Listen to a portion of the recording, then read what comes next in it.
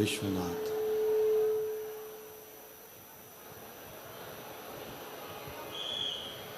ओगरदानी त्रिकालदर्शी कैलाशी अविनाशी भगवान शिव जिनकी पुनीत पावन पवित्र शिव महापुराण की कथा भगवान देवाधिदेव महादेव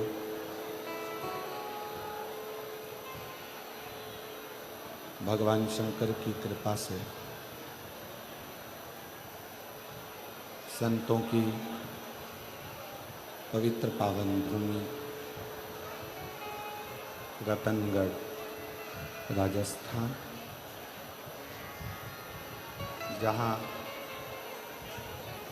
साधु संत तपस्वी साधक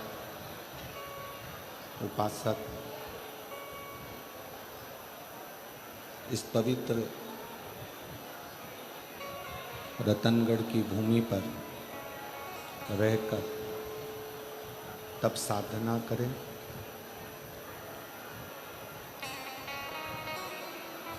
मंच पर विराजमान संतों के पावन चरणों को नमन करते हुए कथा मंडप में विराजमान सभी संत साधु तपस्वी उपासक ब्राह्मण सभी को प्रणाम करते हुए आज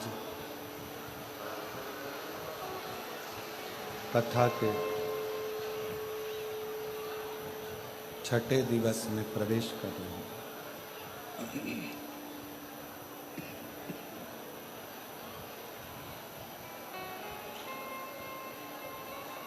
कथा के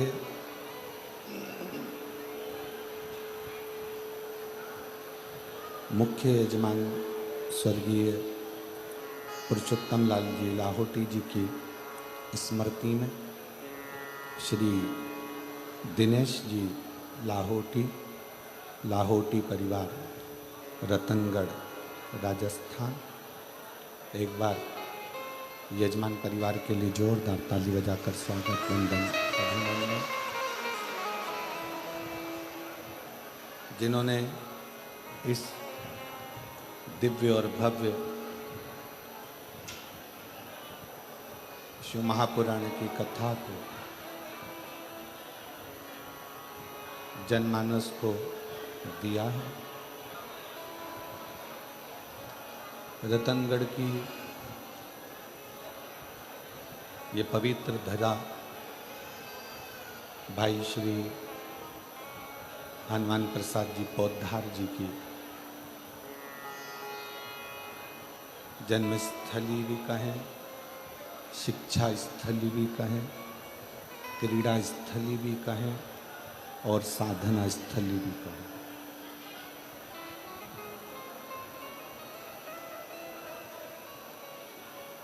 कितने किस्मत वाले हैं आप सभी रतनगढ़ के रहवासी, जो रतनगढ़ में कई संतों ने, कई साधुओं ने, कई तपस्वियों ने, कई साधकों ने अपनी साधना करी।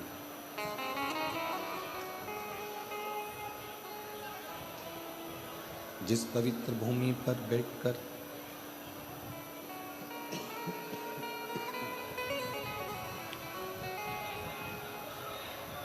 जिस पवित्र धरा पर बैठकर भाई श्री ने गीता प्रेस गोरखपुर को अपना एक कल्याण अंक दिया।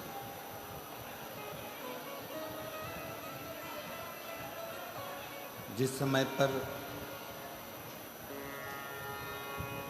चारों तरफ मंदिर शिवालय देवालय तोड़े जा रहे थे, उस समय पर भाई श्री हनुमान प्रसाद जी पौधार जी घर घर में गीता प्रेस के माध्यम से कल्याण अंक पहुंचाकर पूरे हिंदुओं को, सनातनियों को जोड़ दिया था। सबको एकजुट कर दिया था।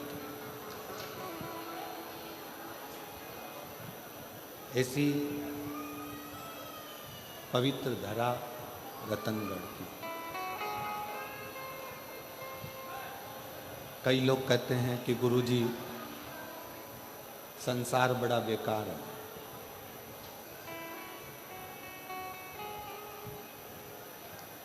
हम उनसे निवेदन करना चाहेंगे कि कोई अपने प्रवचन में कहे कि संसार बुरा है, जगत बुरा है, संसार बेकार है, जगत बेकार है,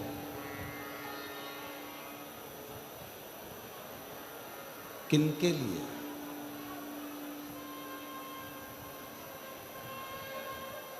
जगत उनके लिए बेकार है जो अपने कर्म से पीछे हट जाते हैं।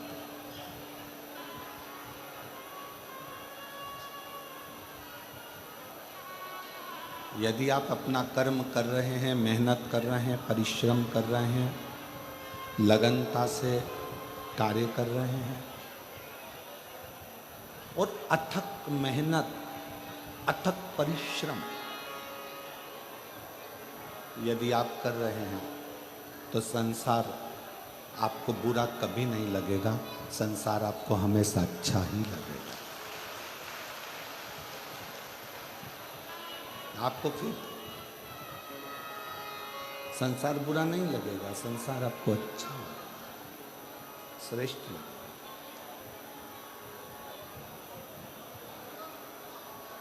जो निठल्ला होकर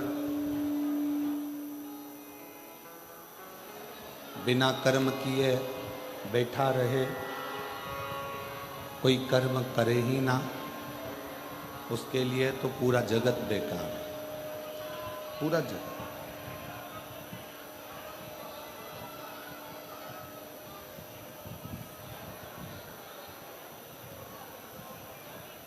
लोग कहते हैं हमने एक दुकान खोली, वो दुकान नहीं चली, फिर दूसरी दुकान खोली, दूसरी दुकान भी नहीं चली, फिर तीसरी दुकान खोली, तीसरी दुकान नहीं चली। आप बार बार कितनी बार दुकान को बदलो,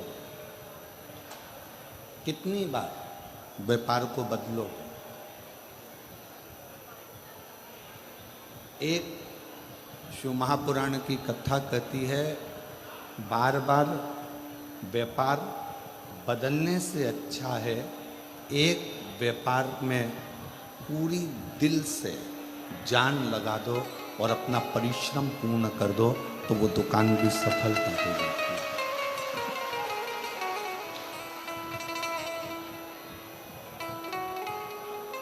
33 कोटि देव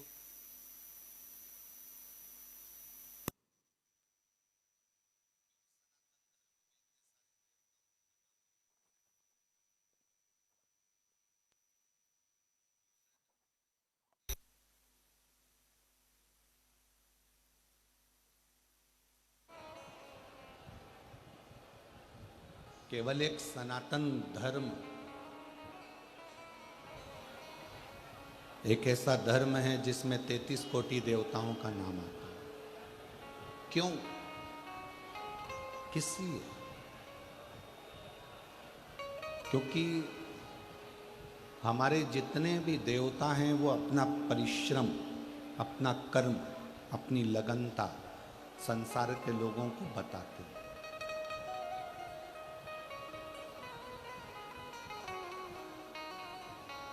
जो कहते हैं कि संसार बुरा है, दुनिया बुरी है, सब बेकार हैं, सब बेकार हैं, सब बेकार हैं,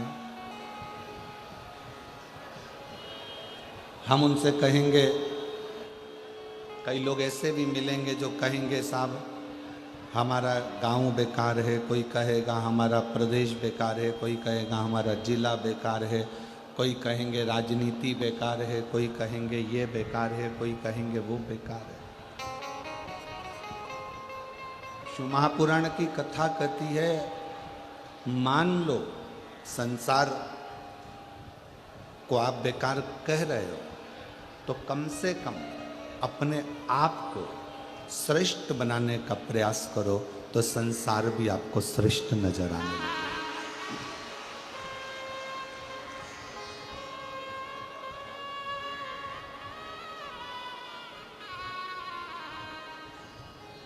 दुर्योधन को भगवान कृष्ण ने कहा था कि पूरे हस्तिनापुर से कोई एक अच्छे व्यक्ति को ढूंढ कर लेकर आओ। दुर्योधन को अच्छा नहीं मिला। युधिष्ठिर से कहा गया था कि इस हस्तिनापुर में से जाकर सबसे बुरे व्यक्ति को ढूंढ कर लेकर आओ। युधिष्ठिर को कोई बुरा नहीं मिला था। दुर्योधन की दृष्टि में अच्छाई नहीं थी, इसलिए कोई अच्छा नहीं मिला, और युधिष्ठिर की दृष्टि में कोई बुराई नहीं थी, इसलिए उसको कोई बुरा नहीं मिला।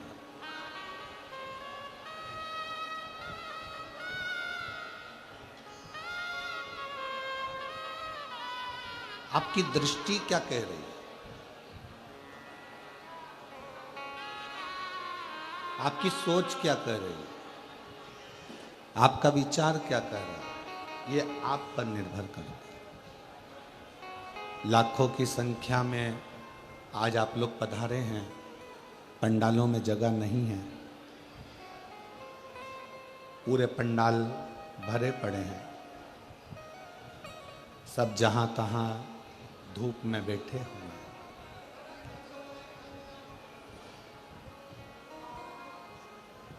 बालू रेत, रतनगढ़ की ये मिट्टी धूप में इतनी गर्म हो गई है कि उसमें चना डाल दिया जाए तो वो भी सिक के बाहर आ जाएगा।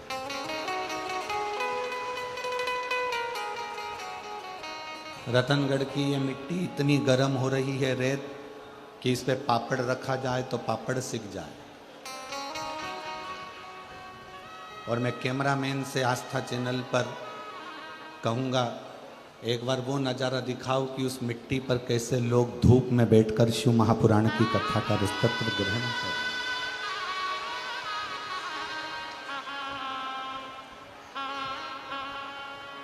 जिस मिट्टी पर पापड़ रखो तो पापड़ सिक जाए, चना डालो तो चना सिक जाए, ऐसी मिट्टी पर बैठकर, ऐसी रथ में बैठकर, ऐसी रज में बैठकर शिव भक्त शिव महापुराण की कथा का रसतत्व ग्रहण कर।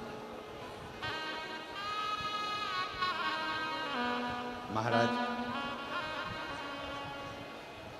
खाली नहीं जाओगे आप।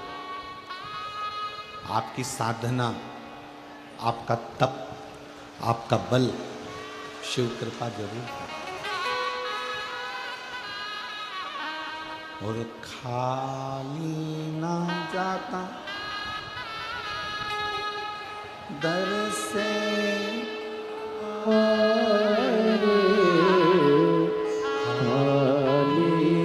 जाता कोई दर से तुम्हारे, मैं भी खड़ी हूँ नन्ही बाहें पसारी। अपने हृदय से लगा लो गिरा जा रहा हूँ, उठा लो भोले अपने दर से अभी तो न टालो, गिरे जा रही हूँ, उठा लो। आपकी साधना, आपका भजन, आपका स्मरण, आपका कीर्तन खाली नहीं जाए।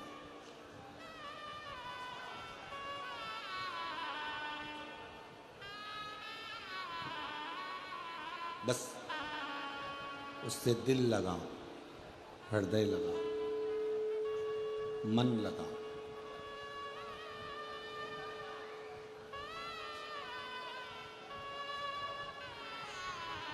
एक पत्नी को पति से किस चीज की कामना होती है? विवाह के बाद एक लड़की जब विवाह कर कर जाती है अपने पति के साथ, उसको किस चीज की कामना होती है? मोबाइल की? जम के बोलो जरा। नहीं। जेवर की? अच्छे कपड़े की? खूब सारा घर में फ्रिज, कूलर, वॉशिंग मशीन सब लगा रहे उसकी? एक पत्नी को पति से कामना रहती है कि वो मुझे थोड़ा समय दे और प्रेम से मेरे से बात कर कर मेरे दिल का हाल समझ ले, बस इतना।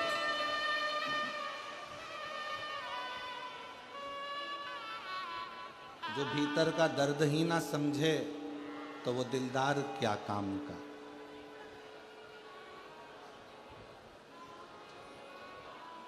जो भीतर का दर्द ही ना समझे वो दिलदार किस काम का। और जो आकर खाली झोली ना भर दे तो वो सरकार किस काम का। पति आपके भीतर के दर्द को समझे, आपके भीतर के विचारों को समझे, आपके भीतर की भावनाओं को समझे, पत्नी को पति से यही काम है।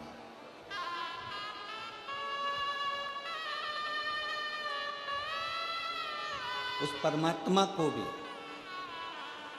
मेरे देवादिदेव महादेव, मेरे शंकर, मेरे ओघड़दानी, मेरे शंभु, मेरे त्रिकालदर्शी, कैलाशी, अविनाशी को भी आपसे बस यही काम है।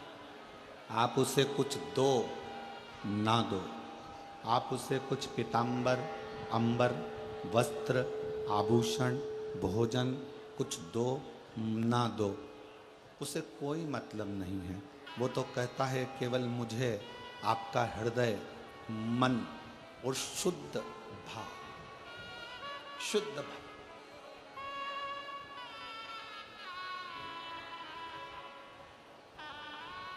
एक माँ से एक बेटे ने शर्त लगाई है, पत्र है।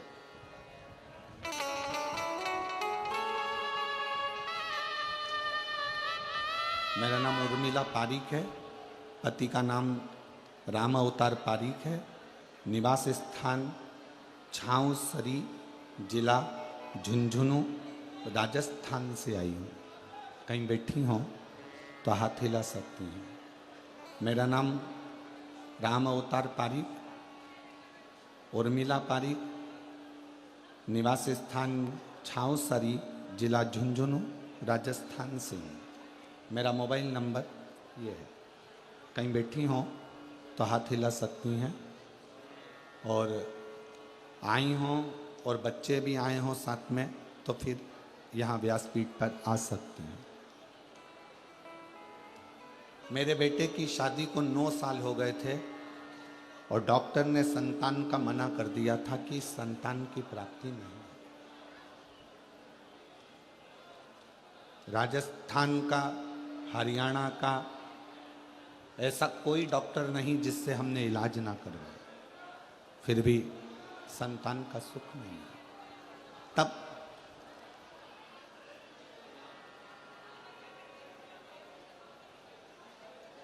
शिव महापुराण की कथा के बारे में मालूम पड़ा और बेटे से मैंने जल चढ़ाने को कहा, बहू से जल चढ़ाने को कहा, तो बेटा कहता है जब ये साइंस किसी काम का नहीं है, विज्ञान काम नहीं आ रहा, तो कथा क्या काम आएगी?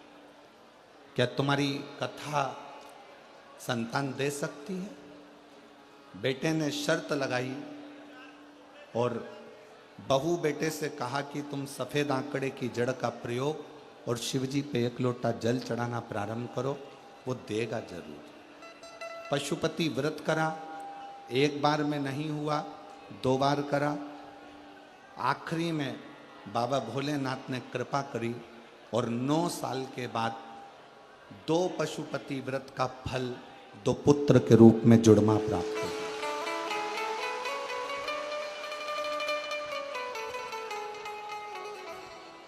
दो जुड़मा पुत्र के रूप में प्राप्त हुआ। अब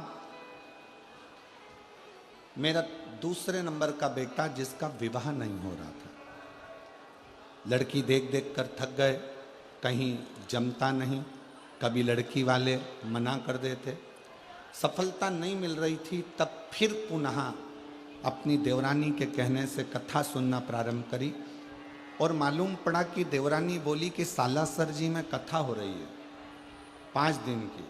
हम सालासर जी के पंडाल में बैठकर 1 दिन की कथा सुनने के लिए पहुंचे। आप कहते हो पंडाल में भले 15 मिनट के लिए आओ, पर अपने क्षेत्र में अगर कथा हो रही है तो पंडाल में बैठकर जरूर सुनो, बाबा से अर्जी जरूर लगाओ, बाबा स्वीकार करते हैं। हमने 1 दिन पंडाल में बैठकर कथा सुनी। कथा सुनने के बाद सालासर जी से हम आ गए और बाबा का क्या गुणगान करूं गुरुदेव। वहाँ से आने के बाद मन में आया कि एक बार पूरी 7 दिन की कथा सुनी जाए। हम रेवाड़ी पहुँच गए, रेवाड़ी में जाकर कथा सुनी। उस कथा में अपने बेटे को भी ले गई, वहाँ की भूमि को नमन करा, प्रणाम करा और बाबा की ऐसी कृपा हुई कि 6 अप्रैल 2025 को बाबा की कृपा से बेटे की सगाई हो गई। मैं बाबा को प्रणाम करने के लिए, एक विश्वास, एक भरोसा, एक दृढ़ता शिव के प्रति।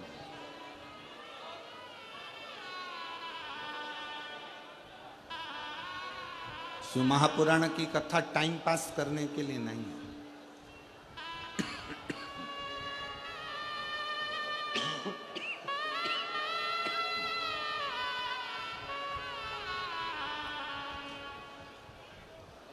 शिव महापुराण की कथा हृदय को दुखाने के लिए भी नहीं है।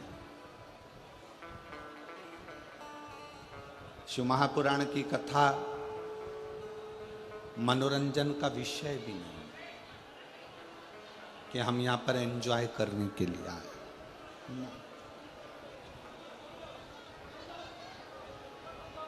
इस कथा को दिल से बैठकर मन लगाकर यदि सुन लिया, जवाबदारी फिर उसकी है, वो 3 महीने में तुम्हारी झोली में क्या क्या डालेगा।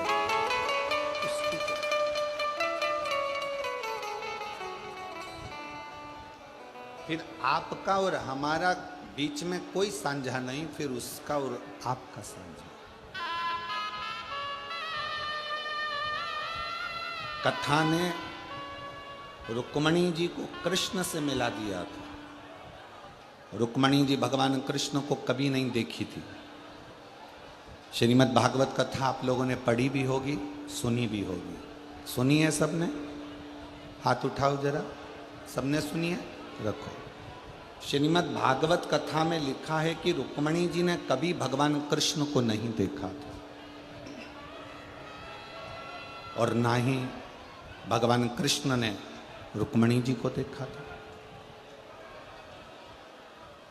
ना रुक्मणी भगवान कृष्ण को देखी है और ना कृष्ण रुक्मणी को देखी।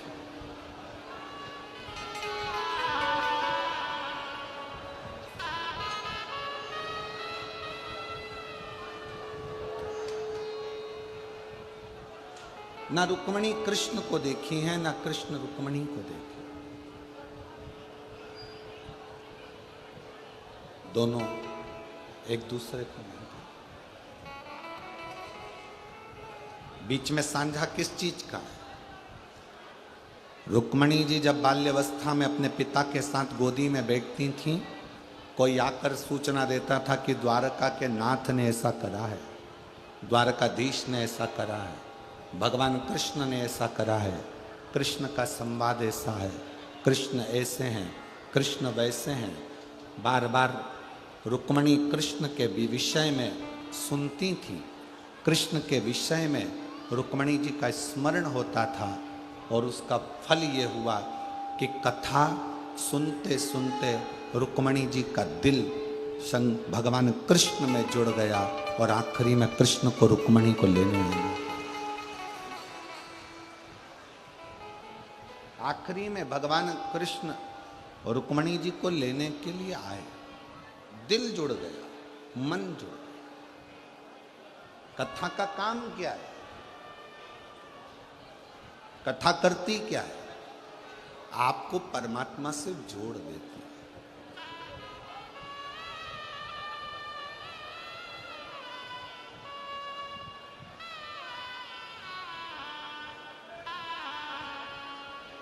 जो संत, जो साधु, जो गुरु, जो कथाकार, जो पंडित, जो ब्राह्मण अपने से जोड़े, वो श्रेष्ठता नहीं है। जो ब्राह्मण, जो संत, जो गुरु, जो साधु, जो सन्यासी, जो तपस्वी, जो कथाकार आपको अपने से नहीं परमात्मा से जोड़े तो समझ लो कि वो श्रेष्ठता है। वो श्रेष्ठता है।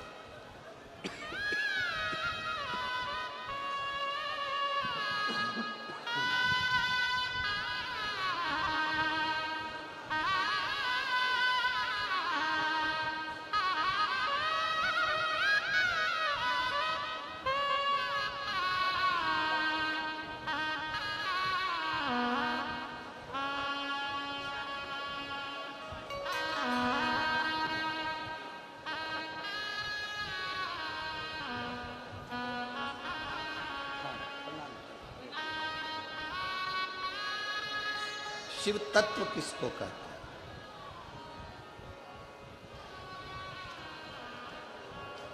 शंकर की उदारता किसको कहते हैं? कथा का सार है ही क्या? आप परमात्मा से जुड़ जाओ, परमात्मा आपसे जुड़े।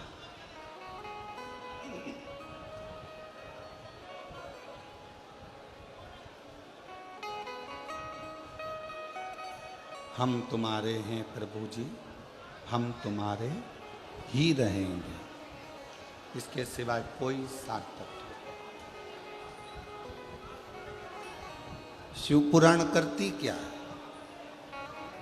आप जब दिल से बैठकर श्री शिवाय नमस्तुभ्यम कहते हो, हृदय से अपने मन की बात उससे जोड़ते हो, सुनता है, श्रवण करता है।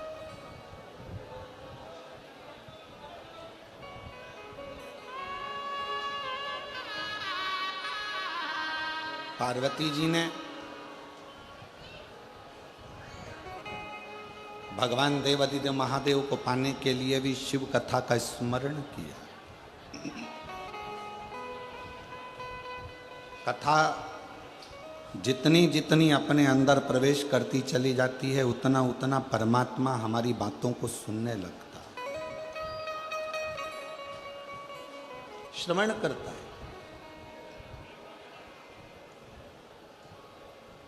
जो कहे कि दुनिया बेकार है, उसको कहो कि दुनिया आज के जमाने में सतयुग, त्रेता, द्वापर, इन सब को हटा दो, इन सबसे ज़्यादा अच्छा यदि कुछ है तो ये कलयुग है, जिसमें भगवान का नाम लेते से ही पार उतर जाए।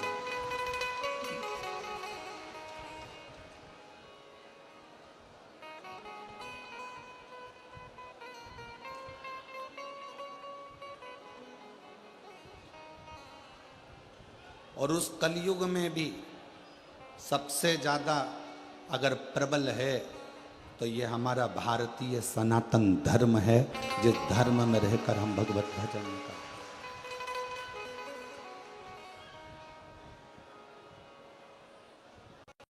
पर जन्म लेना सरल है, पर अपने नाम के आगे श्री लिखवाना कठिन है।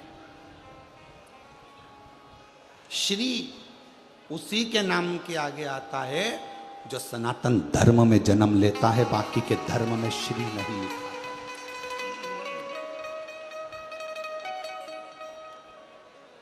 किसी दूसरे धर्म में श्री नहीं लिखा था। केवल एक सनातन धर्म एक ऐसा धर्म है जिसमें मनुष्य के आगे श्री जोड़ा जाता है। श्री शब्द, श्रीमती, श्रीमान, केवल एक मनुष्य है।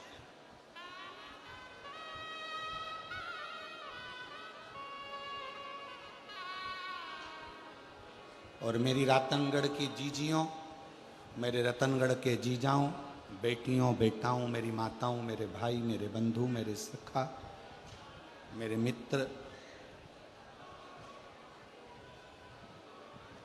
अपने सनातन धर्म से बढ़कर दुनिया में कोई धर्म नहीं है जो इतना नरम, इतना आनंदित और इतना प्रफुल्लित करने वाला धर्म है।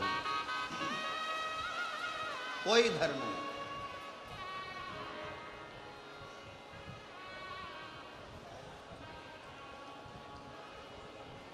बंगाल में रोज की हिंसा चल रही है और वो मैडम बैठी बैठी देख रही है, वहां की मुख्यमंत्री। प्रतिदिन बंगाल में सनातनियों पर चोट पहुंचाई जा रही है।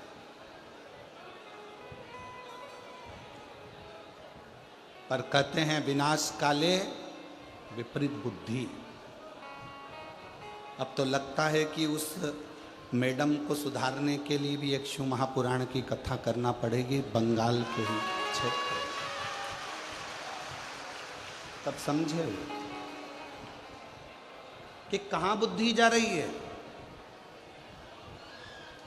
तुम्हारा चित्त कहां जा रहा है, तुम्हारा विवेक कहां जा रहा है। एक बार आइए बंगाल से इस मारवाड़ की राजस्थान की भूमि पर और इस रतनगढ़ में आइए और देखिए इस रतनगढ़ के एक छोटे छोटे बच्चों को जो पानी के जार ले लेकर बिना छांव के धूप में तपती रेत में एक एक रतनगढ़ का बच्चा पानी पिलाने के लिए खड़ा हुआ। तो बंगाल की मैडम को बुलाओ और राजस्थान की धूल का तिलक लगाओ, तब समझ में आएगा कि सनातन धर्म है क्या, सनातन धर्म की मजबूती क्या। कल हम जा रहे थे, छोटे छोटे बच्चों को देखा, इतने प्रेम से आवाज दे देकर बुला रहे थे, आवाज दे देकर।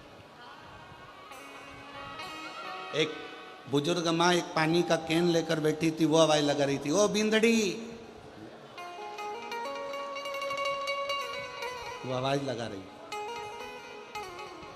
ले पानी तो पी जा। बहुत कथा करी, सालों हो गए कथा करते करते, ये शिव महापुराण का वाचन करते बाबा की कृपा से। पर जो रतनगढ़ वासियों का जो दिल देखा है, ऐसा दिल कहीं नहीं देखा। रतनगढ़ का एक एक बच्चा, बुजुर्ग, यहाँ की सोशल मीडिया, यहाँ की पत्रकारिता, यहाँ का एक एक व्यक्ति दिल रखता है और अपने रतनगढ़ के प्रति पूरा दिल और भाव समर्पित कर कर चलता, समर्पित कर कर चलता। उसका हृदय, उसका चित्त अपने रतनगढ़ के प्रति प्रबल है, रखा है।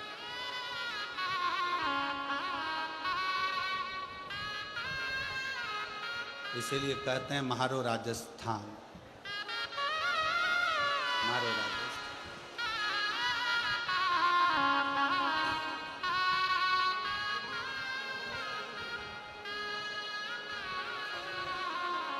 अब समझ में आया कि लोग कितने भी विदेश में चले जाएं, उनको अपने देश की क्यों याद आती है। अब समझ में, भले रतनगढ़ के लोग पैसे कमाने के चक्कर में दूसरे दूसरे मुंबई, पुणे, दिल्ली, बेंगलोर जहां चले गए हों, पर आज भी उनका दिल रतनगढ़ में ही अटका होगा, ये पक्की बात है। हृदय, यहाँ की नम्रता, यहाँ की द्रविता देखिए आप, देखने लायक।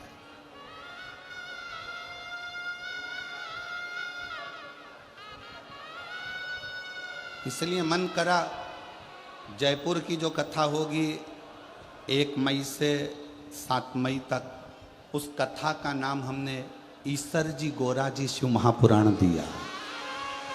ईसर जी गोरा,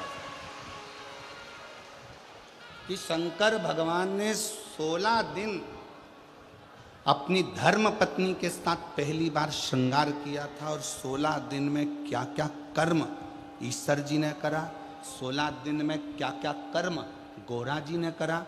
उनके पुत्र गणेश, कार्तिकेय, 6 लड़कियां जया, विषहरा, शामली बारी, दौतली, देव और अशोक सुंदरी, इन 6 लड़कियों ने अपनी माँ का श्रृंगार कैसे करा। कौन सा सौभाग्यवती नारी का वो श्रृंगार होता है जिसको वो कर देती है तो उसकी वेदव्यता नहीं आती है। कौन सा श्रृंगार शंकर भगवान का एक करा जाता है जिसके कारण बस शरीर में कोई बड़ी बीमारी नहीं लग सकती है। वो ईश्वर जी और गोरा जी की कथा पर आधारित 1 मई से 7 मई तक जो जयपुर में शिव महापुराण की कथा होगी वो पूरे विश्व का रिकॉर्ड तोड़ेगी, और वो ईश्वर जी और गोरा जी पर आधारित। और हम तो कहेंगे जितनी माताएं जितने भाई उस कथा को श्रवण करने के लिए आए, आप भी ईश्वर जी और गोरा जी का भाव लेकर आना। ईश्वर जी गोरा जी का भाव लेकर आओ। आप भी साधारण दिल से सुनो, स्मरण करो।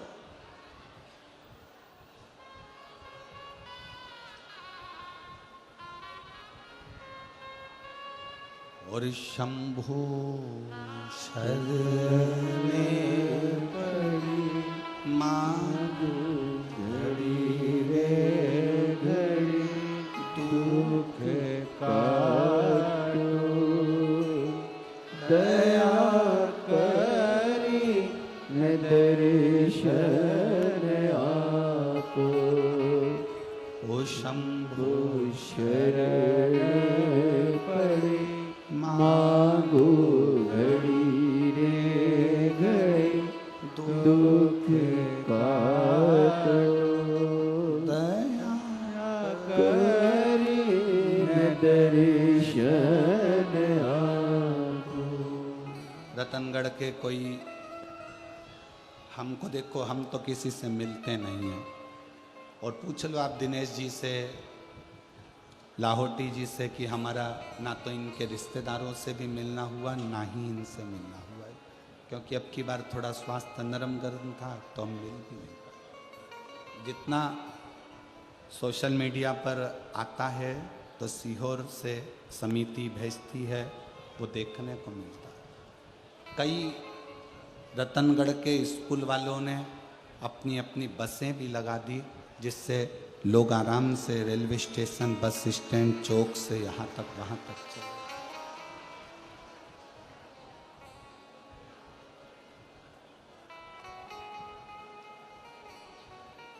और शायद रतनगढ़ के इतिहास की ये पहली ऐसी कथा होगी जिसमें इतनी तुम्हारी सेवा बारातियों जैसी हो रही होगी।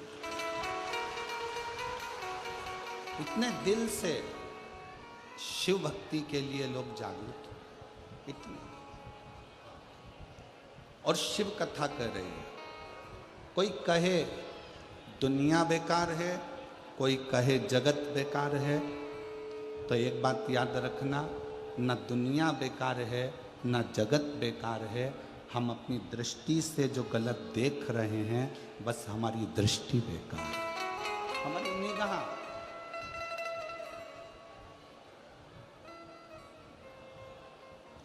हमारे नेत्र ये श्रेष्ठता देख नहीं पा रहे। पार्वती जी का जब मंगल विवाह शिव जी के साथ में हो रहा था, पार्वती जी की माँ पार्वती जी को बहुत समझा रही थी, बहुत खूब समझा कि शिव तो ठहरे कैलाशी, गोरा पछताओगे, और बूढ़े जोगी के संग में तुम कैसे रह पाओगे। पार्वती जी की मैया ने, पार्वती जी की माता ने पार्वती जी को समझा।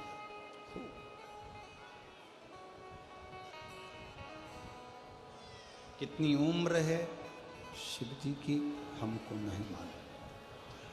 पार्वती जी की माँ कह रही हैं शंकर जी की कितनी उम्र है ये हमको नहीं मालूम। शंकर जी का क्या व्यापार है ये हमको नहीं।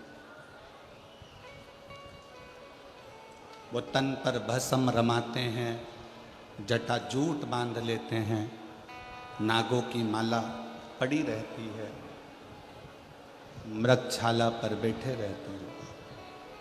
पार्वती मेरी बात मान ले तो शिव जी से विवाह मत कर। समझा,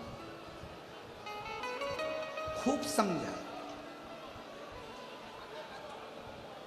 कई लोग दुनिया में आपको ऐसे मिलेंगे जो कहेंगे श्री शिवाय नमस्तुभ्यम मत बोलो,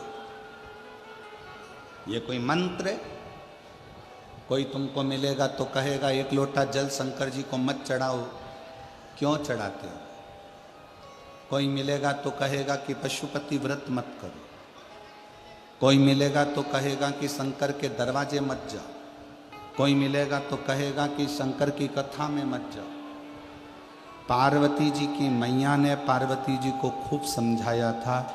पार्वती जी की माता ने पार्वती जी को खूब समझाया शिव से विवाह मत कर। बहुत सारे खोट शंकर जी के उनकी माँ पार्वती जी को गिना रही, बहुत सारे।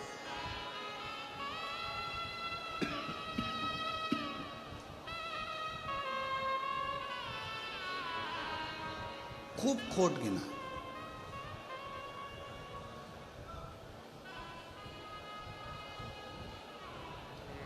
खूब सारे खोट शंकर भगवान के पार्वती जी की माता जी ने पार्वती जी को गिना है खूब।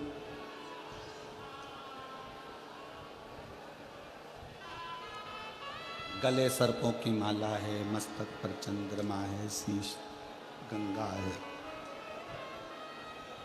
बसमी रमाने वाला है, जटा जूट बांधने वाला है, खूब बोला। फिर भी पार्वती जी का मन स्थिर रहा, स्थिर।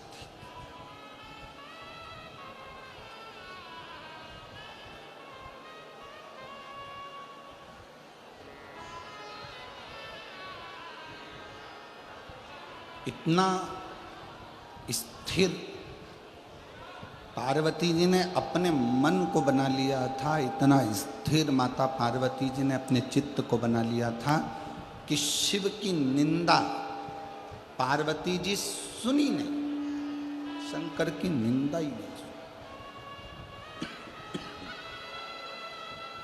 शिव निंदा नहीं सुनी।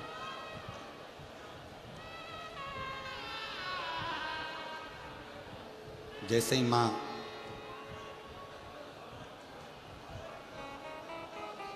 मैनावती ने शिव जी के लिए खोट गिनाना प्रारंभ करे, वैसे ही पार्वती जी ने अपनी श्रवण शक्ति में शिव को बिठा लिया और शिव नाम का अंदरूनी जाप करना प्रारंभ कर, भीतर का जाप।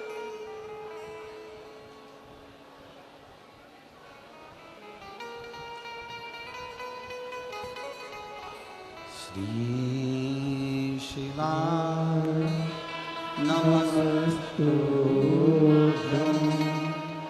श्री शिवाय नमस्तुभ्यं, श्री शिवाय नमस्तुभ्यं, श्री शिवाय नमस्तुभ्यं, श्री शिवाय नमस्तुभ्यं, श्री शिवाय नमस्तुभ्यं।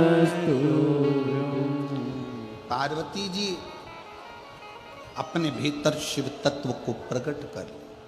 निंदा नहीं सुन रही, निंदा से दूर है, निंदा नहीं सुन रही। भीतर शिव तत्व को बिठा लिया, शंकर को बिठा लिया। और मेरी रतनगढ़ की बहनों, जीजियों, मेरे रतनगढ़ के जीजाओं, बेटियों, बेटाओं, मेरी माताओं, जब भीतर शिव तत्व बैठ जाता है तो फिर शंकर की निंदा अच्छी नहीं लगती। कई बार निंदा करने वाले से झगड़ा भी हो जाता है कि तुम शिव की निंदा कर रहे हो, तुम शंकर की निंदा कर रहे हो। शंकर की निंदा मैं किसे सुन सकती हूँ?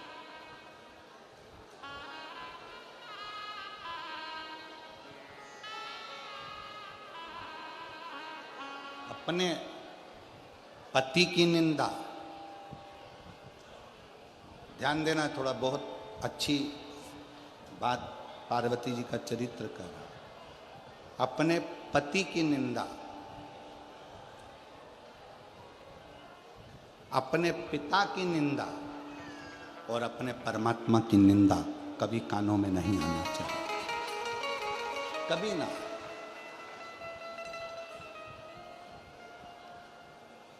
किस्मत में जो लिखा वो पति मिला। कितने सारे लड़के देखे तुमने, अच्छा लड़का छांट कर जैसा मिला उससे शादी। जैसी किस्मत में लड़की लिखी थी वो मिली।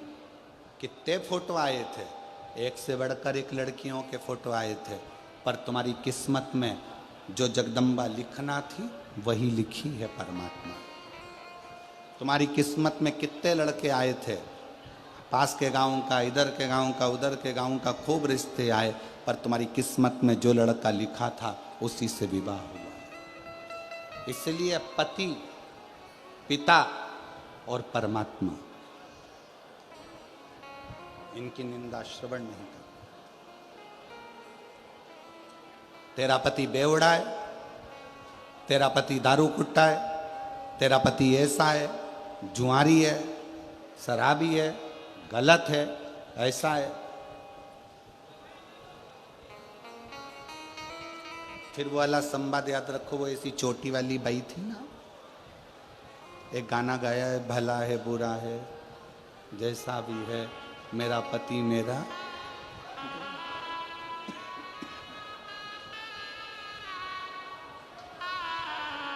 जैसा है।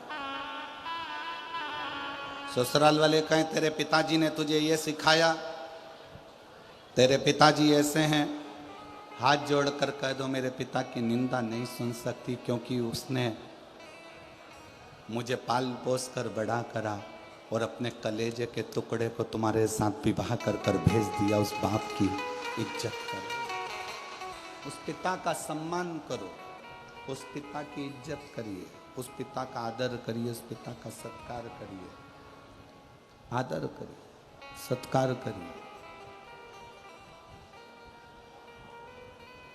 दूसरा, परमात्मा। कोई विधर्मी अपने सनातन धर्म के भगवान के लिए, सनातन धर्म के ईश्वर के लिए, सनातन धर्म के देवताओं के लिए अपशब्द बोले, जैसे ही आड़ा टेढ़ा बोले, बन सके तो जवाब दो, नहीं बन सकता तो वहां से उठकर चल दो। अपने परमात्मा की निंदा भी नहीं सुनना, अपने ईश्वर की निंदा भी नहीं सुनना, परमात्मा की निंदा भी श्रवण नहीं करना। सुनो ना,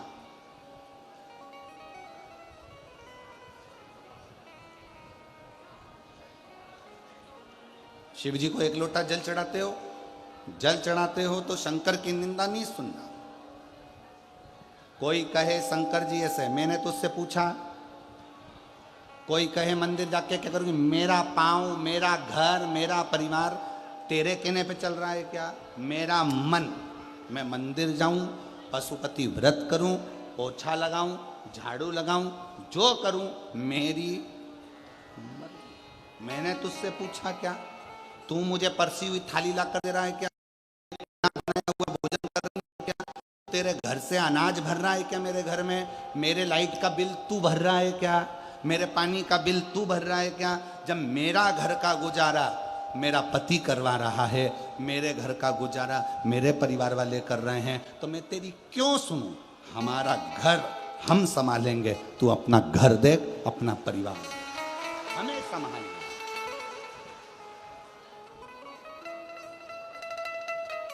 एक पत्र है अच्छा।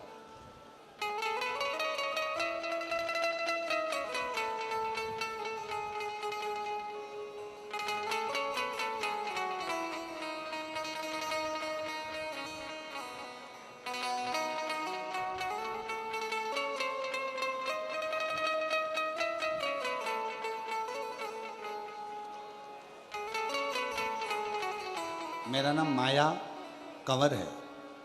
मेरे पति का नाम जोगेंद्र सिंह, गांव सहनाली छोटी चूरू, सनाली छोटी चूरू की रहने वाली हूँ। कहीं बैठी हों, अगर कहीं बैठी हों तो हाथ हिला सकती हैं, और अगर साथ में बच्चा आया हो तो उसको भी ला सकती हैं।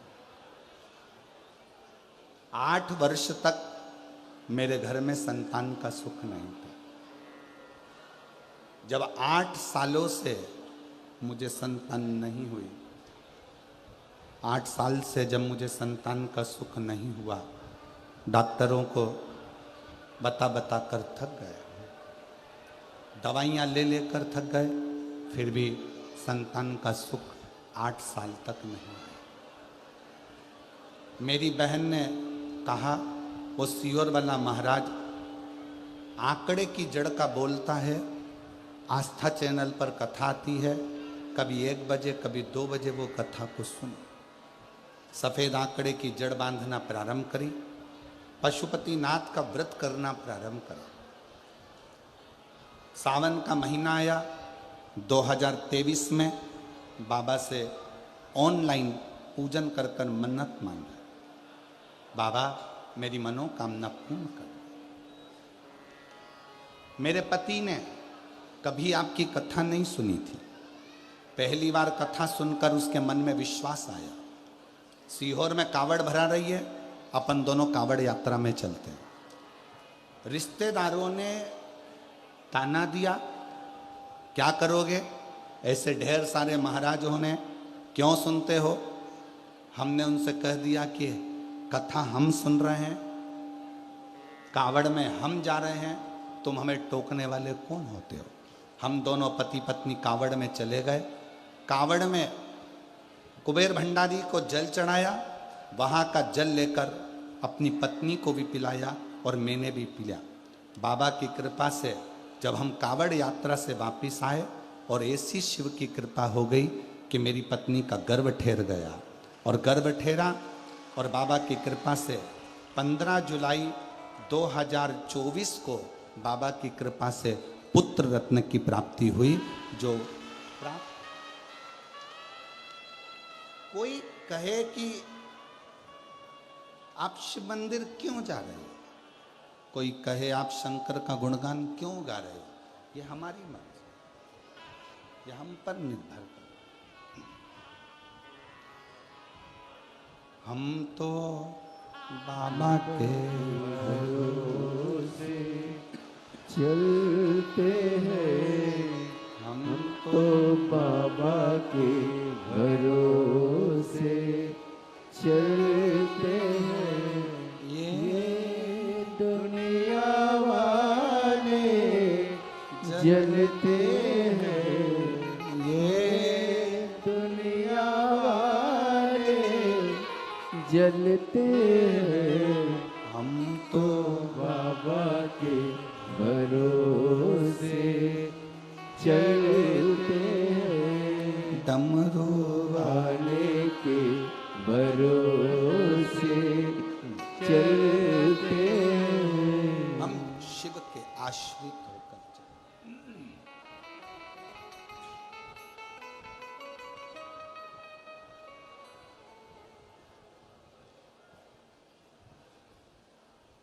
पति की बुराई ना सुने, पिता की बुराई ना सुने।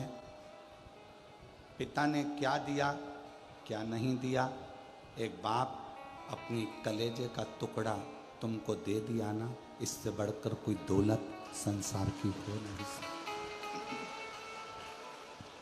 कोई दौलत।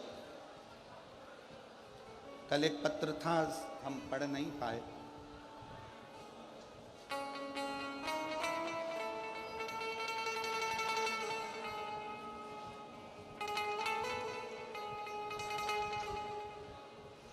इतने सारे पत्रों में शायद वो ढूंढना पड़ेगा कि एक बहन ने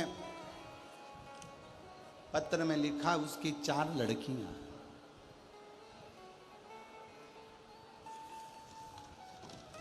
और पत्र ढूंढेंगे, बहुत सारा पत्र है, इसमें ढूंढना बड़ा मुश्किल है। 4 लड़कियां। और हमारे समाज में लड़की की शादी में इतना पैसा लगता है कि सोचना पड़ता। पहली लड़की की शादी में इतना धन लग गया कि 3 लड़कियों की शादी अब कैसे करें, वो सोचना पड़ा। विचार।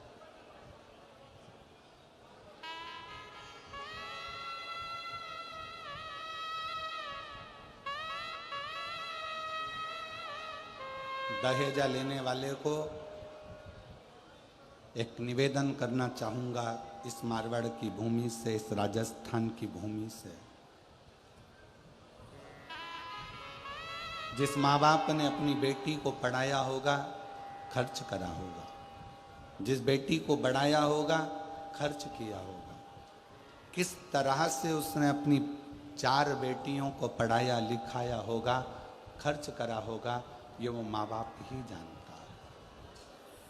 मेरा निवेदन उस माँ की कलम थी या उसके आँख के आंसू थे कि 3 लड़कियों के लिए जब हम संबंध की बात करते हैं तो लोग पहले पूछते हैं क्या क्या दोगे और कितना दोगे, कितने तक शादी पहुँचेगी।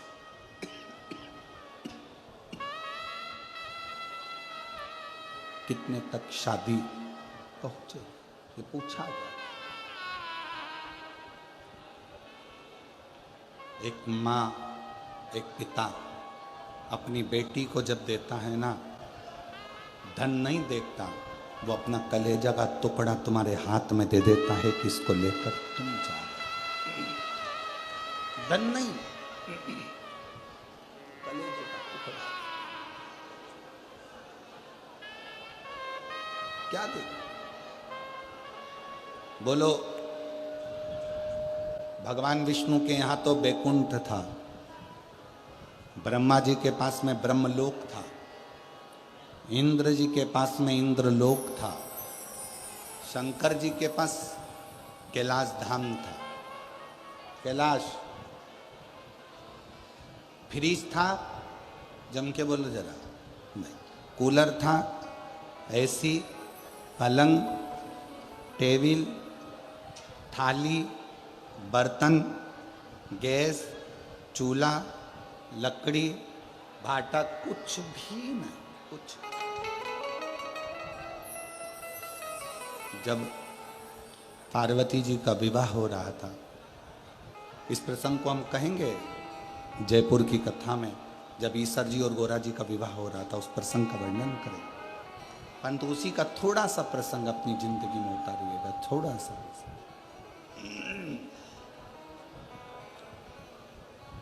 हिमालय राज ने ढेरों सामग्री तैयार कर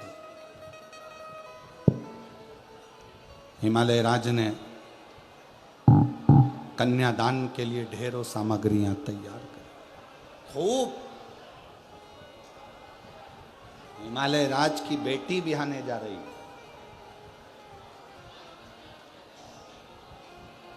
बेटी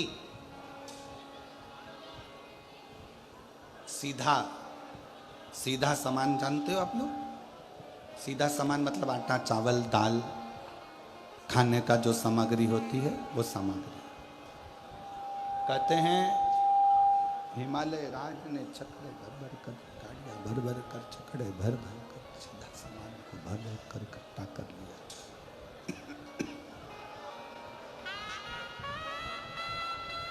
इतनी गाड़ियां, इतना छकड़ा सामान सीधे का भरा।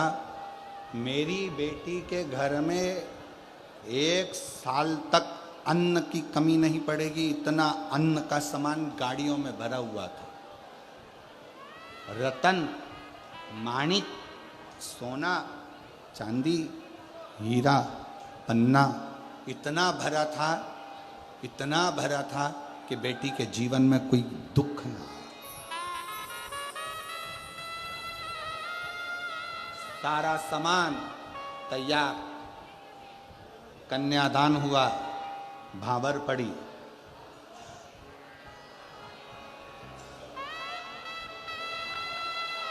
शिव जी ने पार्वती जी को अपने नजदीक में बिठाया, नजदीक, और नजदीक में बिठाकर भगवान देवाधिदेव महादेव शंकर भगवान ने पार्वती जी से कहा, पार्वती कैलाश चलना है, ध्यान देना कथा पर, कैलाश चलना है पार्वती, कैलाश चलना है। ये अंबारियां भरा हुआ सामान रखा हुआ है, ढेरों सारी सामग्री तुम्हारे पिताजी ने दी है, सब रखी हुई है। पार्वती कैलाश चलना है, क्या क्या सामान लेकर जाना है आप बता दो। पार्वती जी कहती हैं, भोलेनाथ जी ये सब मेरे पिता ने दिया है, मुझको नहीं आपको दिया है, अब आप क्या लेकर जाना चाहेंगे वो बता। शंकर भगवान नंदी पर बैठ गए, पार्वती जी का हाथ पकड़ा, पार्वती जी को नंदी पर बिठाया, हिमालय राज को हाथ जोड़कर कहा, ये सारी सामग्री आप रखिए। पार्वती का चरण इतना प्रबल है कि मेरा कैलाश पर्वत भंडारों से वैसे ही भर गया, मेरा कैलाश भंडारों से वैसे ही भर जाए। एक लड़की का जो चरण होता है, एक बेटी का जो चरण होता है, वो अंबारियां खुद देता है स्वयं।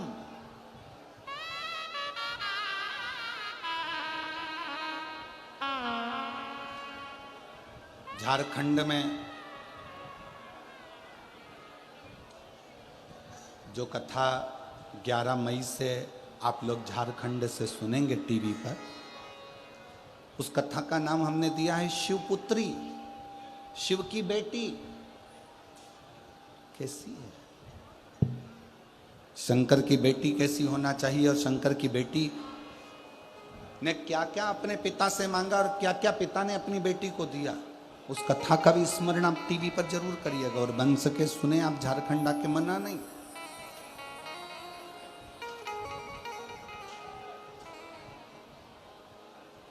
रांची के पास में झारखंड में वो कथा रहेगी 11 से 17 मई, गुमला 4 लेन, गुमला झारखंड, रांची।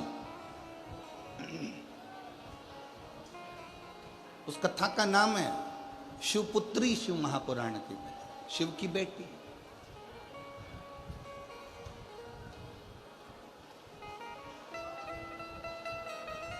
एक पति की निंदा ना सुने, एक पिता की निंदा ना सुने, एक परमात्मा की निंदा ना सुने, ये 3 निंदा श्रेष्ठ नहीं, श्रेष्ठ नहीं।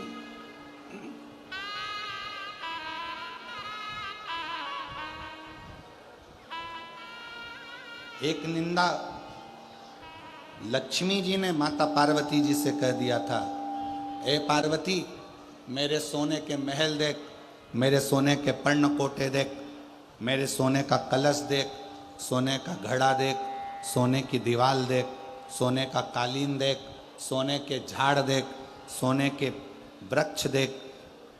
लक्ष्मी जी ने जब पार्वती जी से कहा था, और आखिरी में पार्वती कुछ भी नहीं बोली, फिर लक्ष्मी जी ने कहा, एक मेरा पति जिसने मुझे स्वर्ग दिया, और एक तेरा पति जो तुझे कैलाश की गुफा में लाकर शमशान में पटक दिया। एक मेरा पति है, एक तेरा पति है। इतने में पार्वती जी ने कहा, लक्ष्मी तू मेरी बेस्ट फ्रेंड है, लक्ष्मी तू मेरी सहेली है, मैं तेरे बिना अच्छा नहीं लगता मुझे, पर आज तूने मेरे पति की निंदा करी है, इसलिए आज से तू मेरी बेस्ट फ्रेंड नहीं है।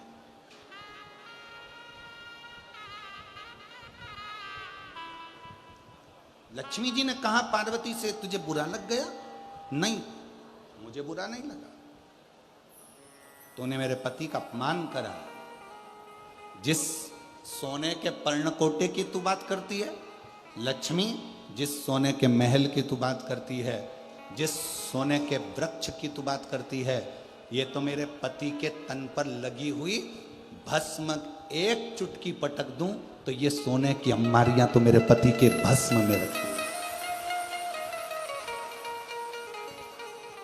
चपटी भभूत में है,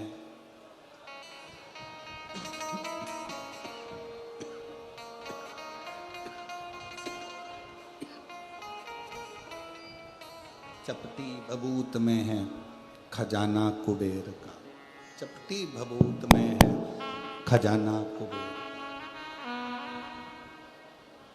हे गंगधार मुक्ति द्वार ओम। मेरे पति के शरीर पर लगी हुई भस्म एक चुटकी निकाल कर डाल दूं तो ऐसे सोने के महल, तू एक स्वर्ग की बात करती है। पार्वती जी कहती हैं मेरे पति के पांव की उंगली जितनी है उतने स्वर्ग मेरे पति के चरणों में पड़े हुए हैं, उतने स्वर्ग।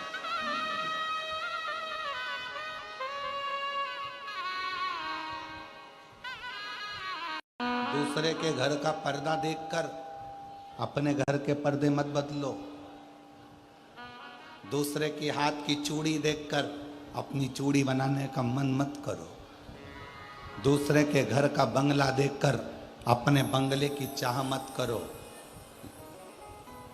पति से कभी मत कहो कि कर्जा करो। पति से कहो ऐसा कर्जा किस काम का जो फैशन के लिए किया जाए। कर्जा नहीं, आप एक काम करो, बस बच्चों का भरण पोषण कीजिए। क्या करूं, क्या करूं मैं उस धन का। पार्वती जी कहती है मेरे पति के शरीर पर लगी हुई भस्म की एक चुटकी कई स्वर्गों का निर्माण कर देती है, कई स्वर्ग। जीवन का सबसे बड़ा सुख क्या है?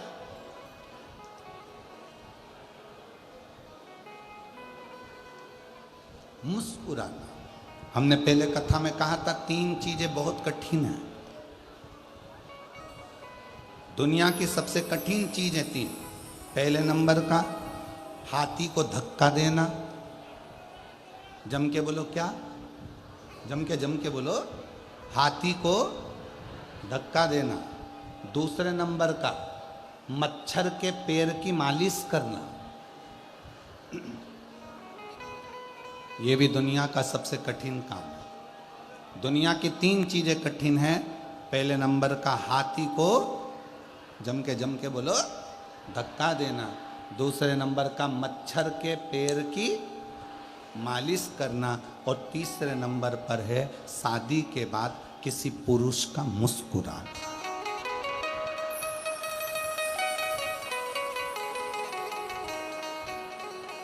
शादी के बाद अगर कोई पुरुष तुम्हें मुस्कुराता हुआ दिखे तो समझ लेना कि दुनिया की सारी दौलत इसको प्राप्त हो गई। ये मुस्कुरा।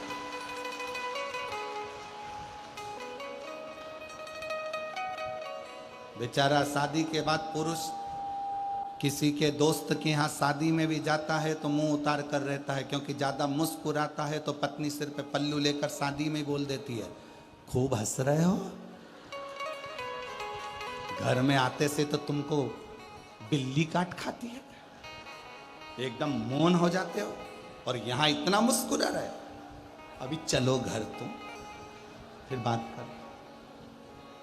3 काम सबसे ज्यादा कठिन है।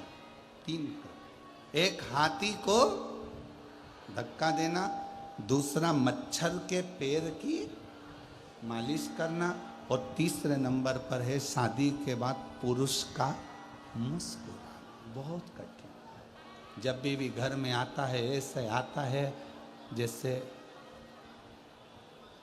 क्या कहूँ, आप सब समझदार हो, बोल के करूँगा क्या। बाहर रहेगा तो अच्छा, पत्नी के सम्मुख में आया, परिवार के सम्मुख में आया, चेहरा उतर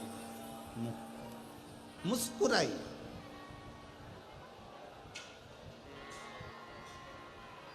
पार्वती जी कहती हैं मेरे पति के तन पर लगी हुई भस्म एक चुटकी गिरा दूं तो स्वर्ग ही स्वर्ग है, स्वर्ग ही स्वर्ग। चपटी भभूत में है खजाना कुबेर का, ये चपटी भभूत में ये कुबेर का खजाना भरा पड़ा। और तुझे प्रमाण चाहिए तो दिखाती हूं। घर गई पार्वती जी, शिव जी से प्रार्थना करी, जैसा स्वर्ग है उससे डबल सुंदर स्वर्ग बनवाओ। शंकर जी ने कहा अपना कैलाश अच्छा नहीं लग रहा तेरे को? क्या अपना कैलाश तुझे अच्छा नहीं लग रहा है? श्रेष्ठ नहीं लग रहा है? लग रहा। कैलाश श्रेष्ठ लग रहा, फिर क्यों, किस लिए? पार्वती जी ने कहा कि बनाओ। मैं विश्वकर्मा जी को बुलाया गया, महल का निर्माण करवाया गया, सोने के पर्णकोटे, सोने का मंडप, सोने के कलश, सोने के तोरण सब लगवाए।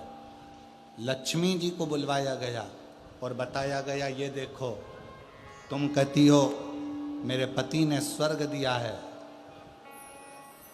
पार्वती जी कहती हैं अगर नारायण भगवान को भी स्वर्ग प्राप्त हुआ है तो वो भगवान शिव की कृपा से प्राप्त हुआ है।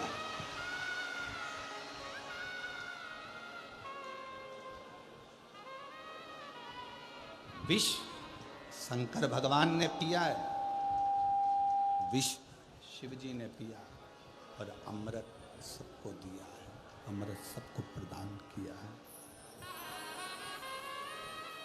अमृत सबको दिया। अगर वही विष देवताओं को मिल जाता तो फिर स्वर्ग कहां पाता? ये सब शिव का दिया। और तेरी मेहरबानी काहे बोझ इतना, तेरी मेहरबानी काहे। ये उसकी कृपा, ये उसकी दया, ये उसकी उदारता है जो उसने दिया।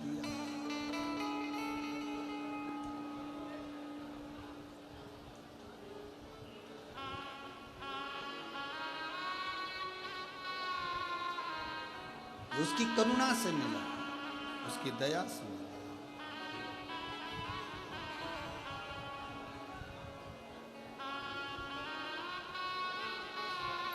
और जब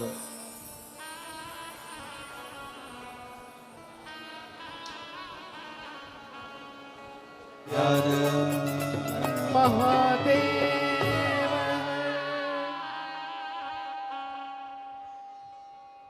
भगवान देवादिदेव महादेव, भगवान शिव की पवित्र आनंदमय कथा के मध्य आज कथा के छठा दिवस है, शिवरात्रि का अवसर है। छठे दिन की शिवरात्रि हमारे यहाँ कहते हैं। कल कथा सुबह 8 बजे से 11 बजे तक हो जाएगी। कल कथा का विराम का दिवस रहेगा।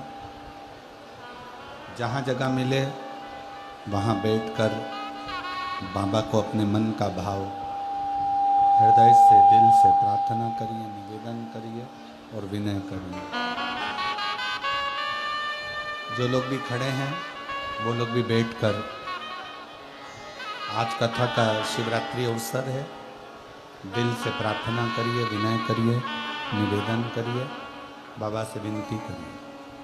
सभी लोग साथ में बोलें, आप और हम साथ में देवादिदेव महादेव को पुकारें।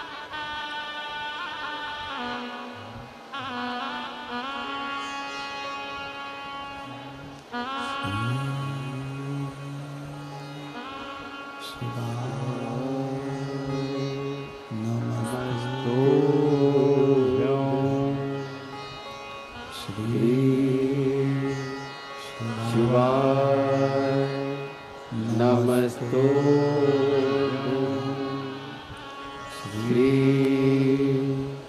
शिवाय नमस्तुभ्यं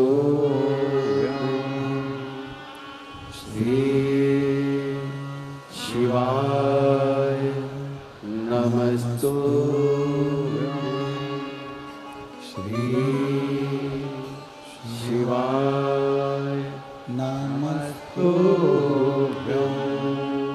भोला सब दुख काटो मारा ओ भोला सब दुख काटो मारा शिव शंकर जपू तेरी माला भोले बाबा जपू तेरी माला भोला सब दुख काटो मारा ओ भोला सब दुख काटो मारा वैश्य है मंगल मंगलकारी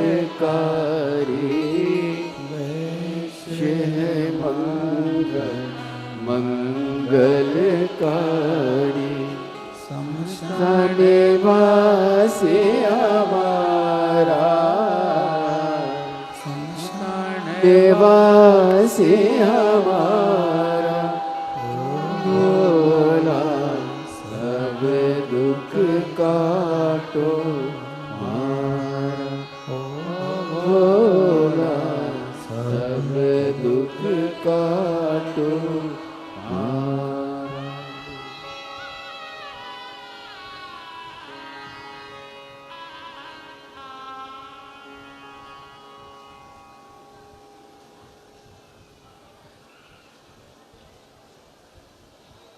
बाबा देवदिग महादेव भगवान शिव ओघरता नेत्र कालदर्शी कैलाशी विनाशी भगवान शंकर जिनकी कथा पवित्र भावों में कह रही है। माँ जगत जननी जगदम्बा मिठास लाओ साउंड में बहुत ज़्यादा दिक्कत आ रहा है। माँ जगत जननी जगदम्बा अम्बा भवानी मैया स्वयं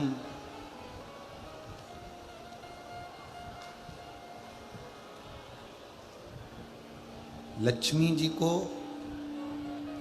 जो भगवान शिव की कृपा से जो वैकुंठ प्राप्त हुआ है, जो शंकर जी की कृपा से वैकुंठ प्राप्त हुआ, थोड़ा मिठास तो करो, उसको रूखा ही रूखा पूरा आ रहा है।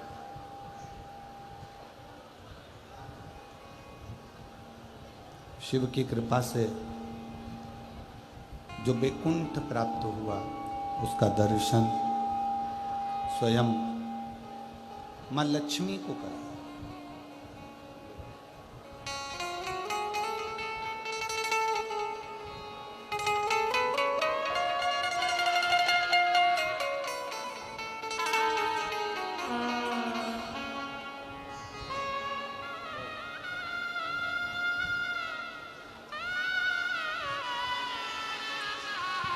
8 साल के बाद हुआ है। एक बार जोरदार ताली बजाकर स्वागत वंदन।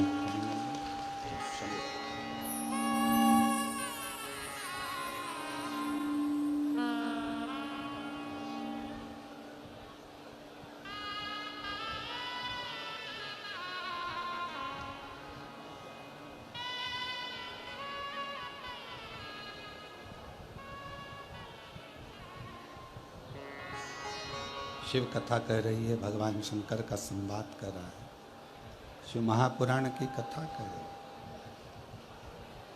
लक्ष्मी जी ने पार्वती जी के यहाँ आकर वैकुंठ का दर्शन किया। वैकुंठ का दर्शन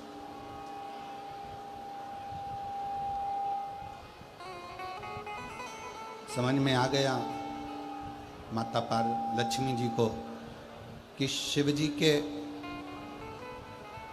पूरे अंग में, शंकर भगवान के पूरे तन पर जो भस्म है, शिव जी के पूरे अंग में जो भस्म पर लगी हुई है, उस भस्म में स्वयं जगत का सारा वैकुंठ, जगत का सारा स्वर्ग वहीं पर समाया हुआ है।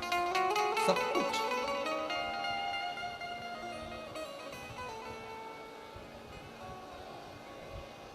बस जिसने दिल से भजा। कई ऐसे भी हैं जो भगवान शंकर को भज नहीं पाए, आसक्ति में लगे रहे। कई ऐसे भी, जैसे विदल और उत्पल, दो असुर, विदल और उत्पल दो ऐसे असुर जो पार्वती जी की सुंदरता को देखकर, माता जगज्जननी की सुंदरता को देखकर उनकी ओर आसक्त होते हैं, उनकी ओर आगे बढ़ते हैं, उनको पाने के लिए जाते हैं।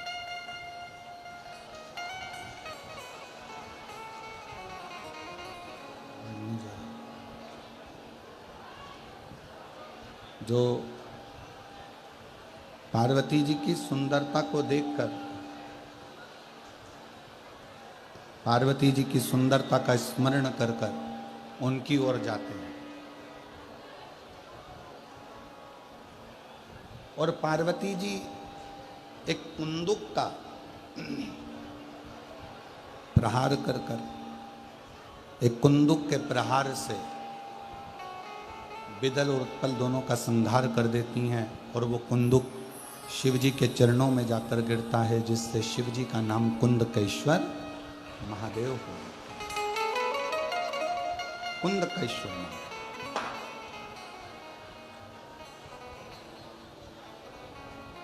यदि डॉक्टर की दवाई खा रहे हो, शरीर में नहीं लग रही है, तो एक बार प्रयास करना, कुंदकेश्वर महादेव के नाम से डॉक्टर की दी हुई दवाई को ही खा। हमने पहले भी कहा कि डॉक्टर शंकर का एक रूप होता है, शिव का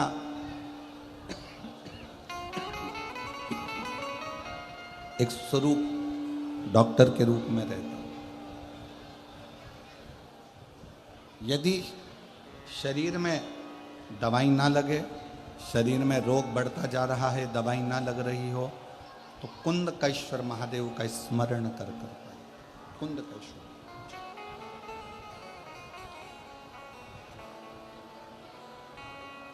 और एक बात और स्मरण में रखिएगा, यदि नवयुवक बेटा बेटियां कोई कंपटीशन एग्जाम में बैठ रहे हैं, कोई परीक्षा देने बैठ रहा है, खूब अच्छी मेहनत करो। अभी तक जितनी पढ़ाई करी है उससे 4 गुना ज्यादा पढ़ाई करो। रात दिन एक कर दो और खूब अध्ययन कर कर, खूब पढ़कर, खूब अच्छी मेहनत कर कर, फिर एक दुर्वा, एक शमी पत्र और एक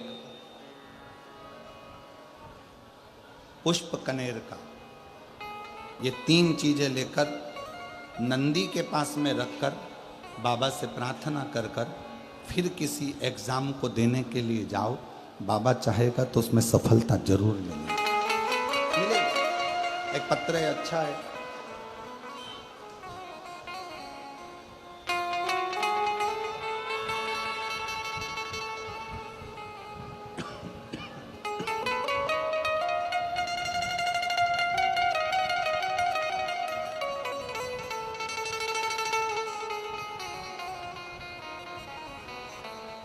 गांव जसरापुर, जिला झुंझुनू में मंजू पत्नी जमुना राम खिंची कहीं बैठी हों तो हाथ हिला सकती हैं। मैं मंजू पत्नी जमुना राम खिंची, जसरापुर जिला झुंझुनू की रहने वाली हूँ। 1 लोटे जल हर समस्या का हल। मैंने रेवाड़ी की कथा में बाबा से विनती करी थी। मेरे 2 बेटे हैं, यहीं भारत में रहते थे। बाबा से कहा था मेरे बेटों का मन है कि वो इटली में जाकर नौकरी करें और उनकी अच्छी नौकरी, अच्छा पैकेज हो। मेरे दोनों बेटे और हम लोगों ने रेवाड़ी की कथा के पंडाल में बैठकर बाबा से विनती करी थी, आप जब श्री शिवाय नमस्तुभ्यम कहते हो तब हम भी बोले, आप मौन हो जाते हो, हम मौन होकर बाबा को अपने दिल की बात कह दी और बाबा की ऐसी कृपा हुई, मैं बाबा को यहाँ प्रणाम करने के लिए आई हूँ।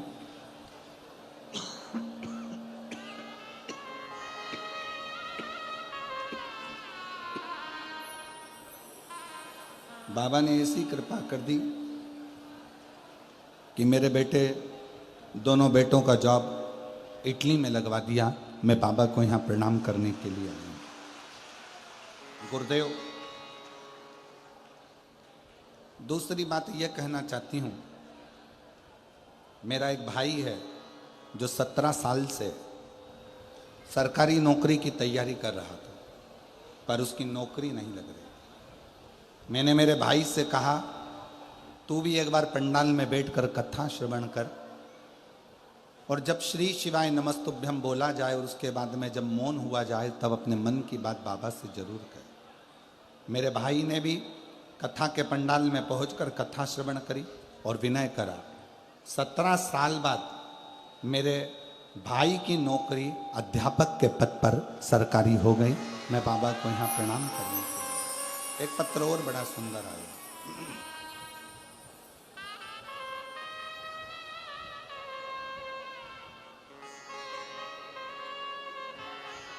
मैं गांव लखवाली हेड, जिला हनुमानगढ़ की रहने वाली हूँ। नाम ब्रजलाल, बेटी का नाम रिया।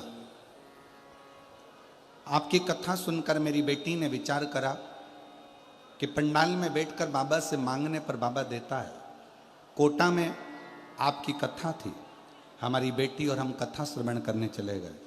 बेटी ने मांगा था कि बाबा मेरी पुलिस में नौकरी लग जाए, और बाबा की ऐसी कृपा हुई, आज हम बाबा को धन्यवाद देने के लिए आए हैं कि बेटी रिया दिल्ली पुलिस कोर्ट में उसका लग गया, और उसका फोटो भी हम यहाँ लगा रहे हैं। आस्था चैनल पर एलईडी पे आप लोग फोटो भी उस बेटी का देख सकते हैं जिसका पुलिस में सिलेक्शन हुआ।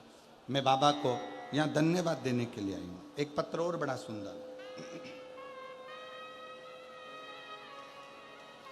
बबीता कंवर, पति का नाम दलीप सिंह, जिला चुरू, राजस्थान, तहसील रतनगढ़, गांव धुमंदा। गुरुदेव, ना तो मैं आपको जानती थी और ना मैं आपकी कथा सुनती थी। किसी के कहने पर पहली बार 1 लोटा जल लेकर शिव के मंदिर गई और वहीं से श्री शिवाय नमस्तुभ्यम कहना चालू करा और आपकी कथा सुनना प्रारंभ करी। मेरा परिवार बहुत अच्छा है, मेरे पति बहुत अच्छे हैं, हम लोगों का ध्यान रखते हैं, पूरा परिवार अच्छा है। पर मेरे पति को 20 साल से एक लत लगी हुई थी मदिरा की। जो मदिरा की लत, दारू की लत छूट नहीं रही थी। इतना प्रयास करा, उसके कारण बस घर में टेंशन भी थोड़ा बहुत रहता। अब करें तो करें क्या। मैंने अपने पति से कहकर एक बार आपकी कथा सुनने के लिए कहा।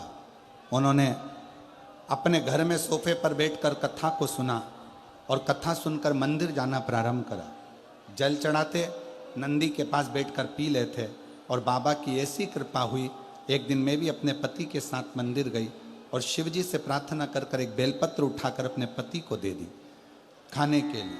उस दिन का दिन था, आज तक मेरे पति ने फिर मदिरा को हाथ न लगाया। जो 20 साल से पीता था उसने छोड़ दिया। बाबा, एक बात और कहना चाहती हूँ, मेरी बच्चादानी में गठान हो गई थी, जिसको डॉक्टर ने बहुत कुछ कह दिया था। वो गठान गल नहीं रही थी। तब बाबा से विनय कर कर, बाबा की प्रार्थना करते हुए 1 लोटा जल और बेलपत्र का सेवन करती रही और बाबा से विनय करती रही। टीवी के सामने कथा सुनना, कथा सुनकर उठती तो आसन के नीचे का जल अपने उस गठान वाले स्थान पर लगा लेती, और शिव की कृपा से आज मेरी पूरी गठान गल गई। मैं बाबा को यहाँ प्रणाम करने के लिए आया। शिव तत्व में क्या है, शंकर की भक्ति में क्या है। अगर बैठे हों तो आ सकते हैं। जिन जिन के पत्र पढ़े हैं, अगर वो लोग बैठे हैं तो व्यासपीठ पर आकर बेलपत्र ले सकते हैं।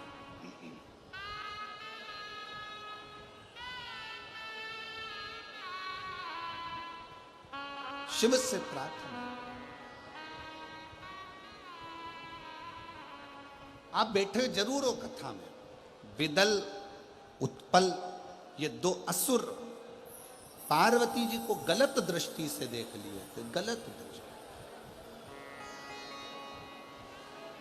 दोनों का संहार हुआ। कुंदुक फेंक कर जब मारा, कुंदुक चरणों में जाकर गिरा और शिव जी का नाम कुंदकेश्वर महादेव। एक बार जम के बोलो, कौन से महादेव? कुंदकेश्वर महादेव। कुंदकेश्वर महादेव के 5 बहुत अच्छे अच्छे भाव वर्णित किए। बहुत। पहला, जिस नारी को रजोधर्म से जुड़ी हुई प्रॉब्लम होती है, रजस्वला धर्म से जुड़ी हुई कोई तकलीफें होती हैं, अगर थोड़ा समझेंगे अपन उसको, जैसे ये शिवलिंग है, ये जलाधारी है, गोल, और यहाँ से पानी बहता है। समझ में आ रहा है ना सबको? ये शिवलिंग जलाधारी, यहाँ से जल बहता है। जिस नारी को अगर गर्भाशय में गठान हो जाए, गर्भाशय से जुड़ी हुई प्रॉब्लम हो, रजोधर्म से जुड़ी हुई तकलीफ हो, रजस्वला धर्म से जुड़ी हुई तकलीफ हो, कुछ भी प्रॉब्लम अगर नारी से जुड़ी हुई है, तो जल शिवलिंग पर ना चढ़ाकर अगर औषधि के लिए कर रहे हो, तो ये जो जलाधारी है गोल, इस जलाधारी पर, इसको कहते हैं पार्वती जी का हस्त कमल। इस जलाधारी पर जल को आप चढ़ाना प्रारंभ करिए। 3 बार उस जल को शिवलिंग के आसपास चढ़ाइए, पर शिवलिंग पर समर्पित ना करते हुए जलाधारी पर जल समर्पित करें और उसी जल को झेल कर पीने का प्रयास करें। लगभग 15 दिन भी अगर आपने रेगुलर कर लिया तो निश्चित है कि रजो धर्म से जुड़ी हुई समस्या आपकी समाप्त हो जाए। ये हस्तकमल मां पार्वती का स्थान, ये शिवलिंग शंकर जी का स्थान, बीच में जो मोटी सी लाइन रहती है वो अशोक सुंदरी का स्थान, ये गणेश जी का स्थान, ये कार्तिकेय का स्थान, ऊपर से जो एक एक बूंद पानी जलाधारी से जो टपक रहा है, वो शंकर जी की 5 लड़कियां, जया, विषहरा, श्यामली बारी, दौतली, देव, जो जल नीचे गिरा रही।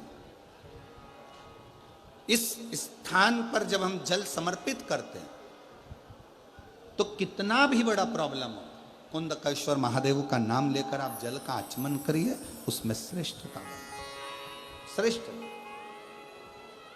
कुंदकेश्वर महादेव। उसी तरह कुंदकेश्वर महादेव का ही वर्णन किया गया, जिन बेटों की कोई 30 साल का हो गया, 35 साल का हो गया, 42 साल का हो गया, विवाह नहीं हो रहा, लड़की 35-36 साल की हो गई, 40 वर्ष की हो गई, 27 साल की हो गई, विवाह नहीं हो रहा, बहुत चिंता में हो, बहुत टेंशन में हो, तो शास्त्र कहता है, हमारा शिव महापुराण का कथा वर्णन करती है, हाथ में 2 लोटा जल, 2 लोटे जल लीजिए और दोनों लोटे जल से शंकर भगवान का, जिस लड़का लड़की का विवाह नहीं हो रहा, उसी का हाथ से शिवलिंग पर दोनों लोटा जल आधी आधी मात्रा में चढ़ाइए।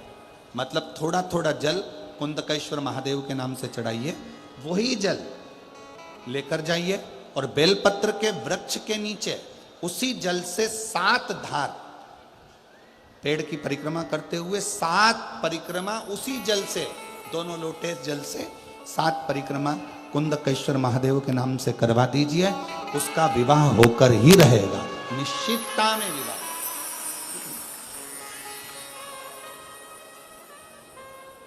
कुछ महीने, ज्यादा से ज्यादा 3 महीने, 3.5 महीने, 4 महीने, और हमें तो विश्वास है अगर कर लिया तो 1 मई से 7 मई की कथा में आपका पत्र विवाह का जरूर मिलेगा कि मेरे बाबा ने सुना।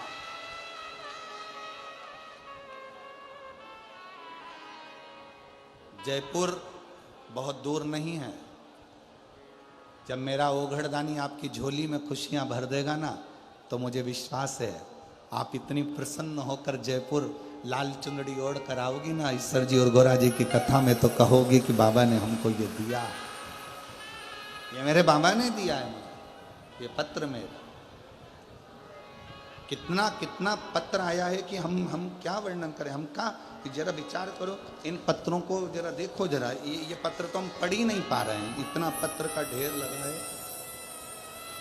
देखिए आप, ये पत्र कोई पढ़ा रहा है इतने।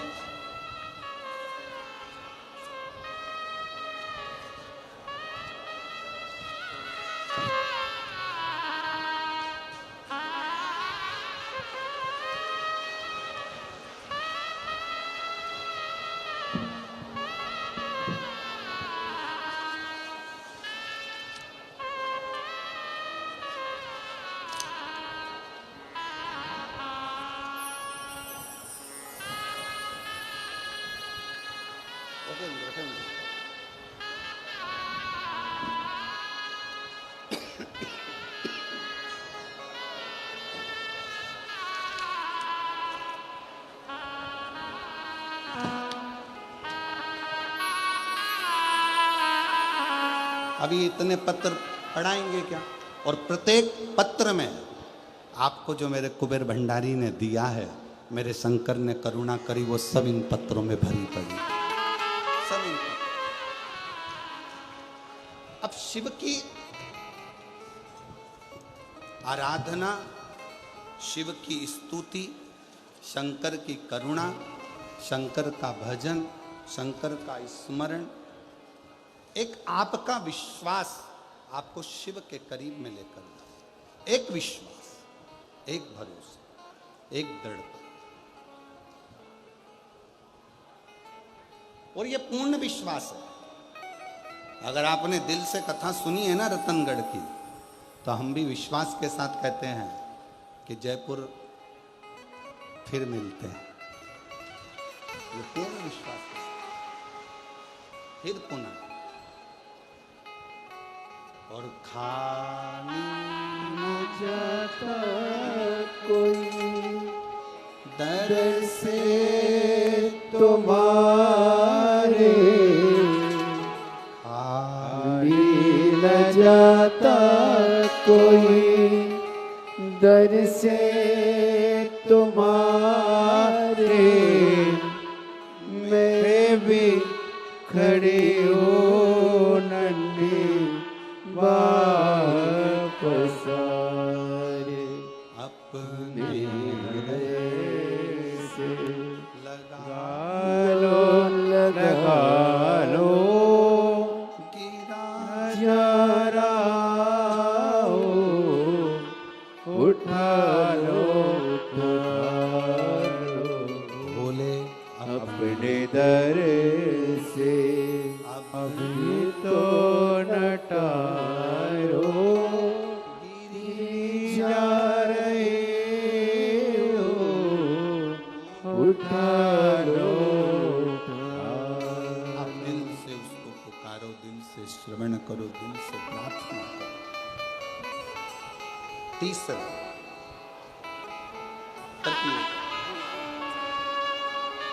कुंदकेश्वर महादेव का तृतीय भाव। मान लो बहुत टेंशन, बहुत चिंता व्याप रही हो, बहुत चिंता,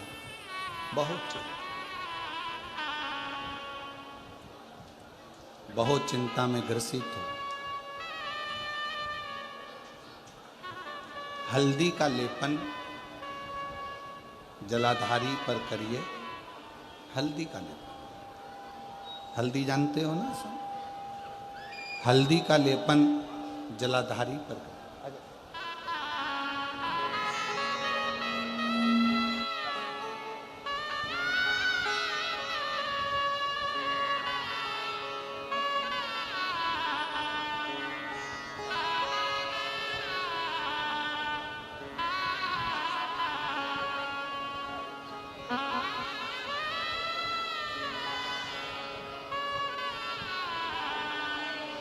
दोनों बेटों की इटली में नौकरी लगी है और बहुत अच्छी कंपनी में बहुत अच्छा जॉब।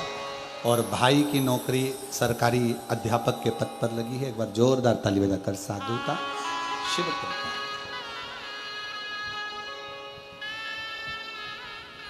कितना भी टेंशन, कितनी भी चिंता व्यापे, कितनी भी परेशानी चल रही हो, थोड़े दिन बाबा की जो जलाधारी है, इस जलाधारी पर हल्दी का थोड़ा सा लेपन करिए, हल्दी,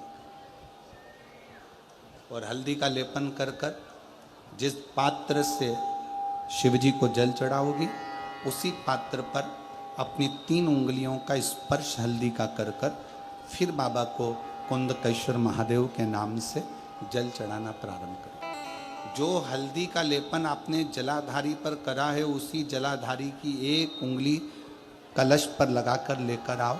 घर के अंदर जब प्रवेश करो या व्यापार में प्रवेश करो, तो जो कलश पर हल्दी लगाकर लाए हो, वही दरवाजे के ऊपर थोड़ी सी मात्रा में कुंदकेश्वर महादेव के नाम से लगाना प्रारंभ कर दो।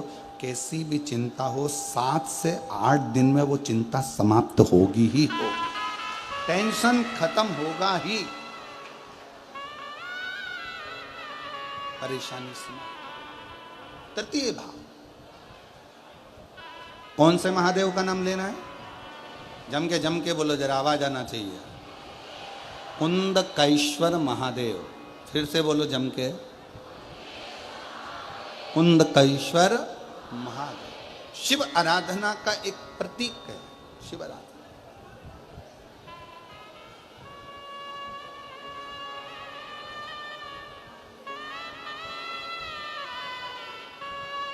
क्या बोल रही हैं माँ?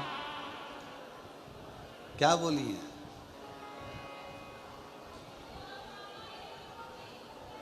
कौन सा? अच्छा अच्छा, समझ में आ गई। आओ,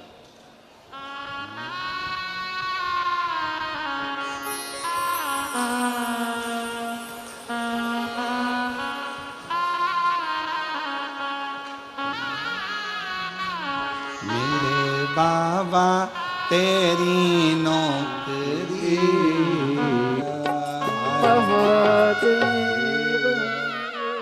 अपने स्थान पर बैठकर बाबा से अपने मन का भाव बड़े आनंद के साथ हृदय से, दिल से माता जी को धन्यवाद दो। आज कथा में दूसरी बार बाबा से प्रार्थना करने का मौका मिल गया।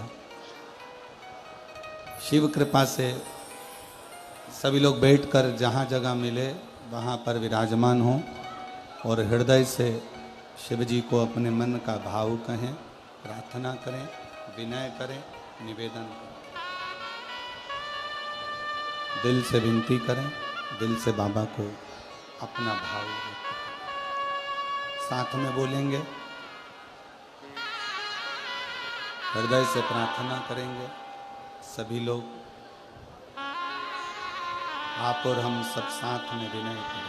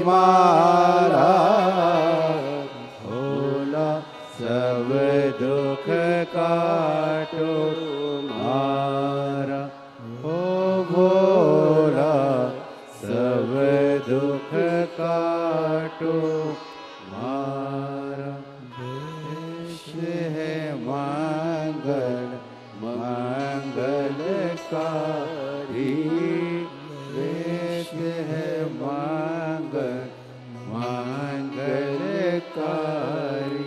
शमशान वासी हमारा, शमशान वासी हमारा, ओ भोला सब दुख का तुम्हारा। ओ भोला सब दुख का तुम्हारा।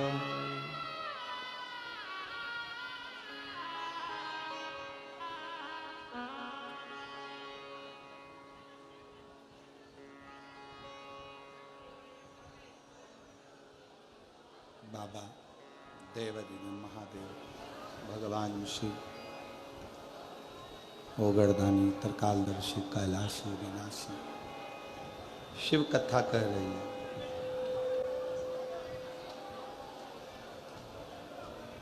विदल उत्पल कुंदुक के प्रहार से समाप्त हो गए। शिव जी का नाम कुंदकेश्वर हो गया। जिस दिन तारकासुर